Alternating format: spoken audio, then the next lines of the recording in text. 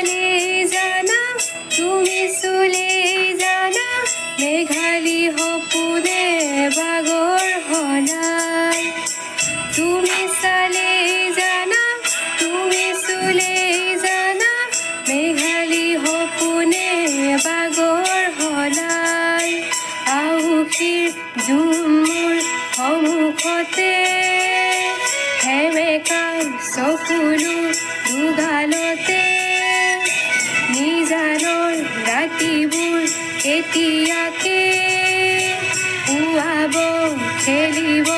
ৰ'দে হতে তুমি আহিবা এদিনা ৰং দিবা দুচকুত মৰমেৰে বুকু পচাই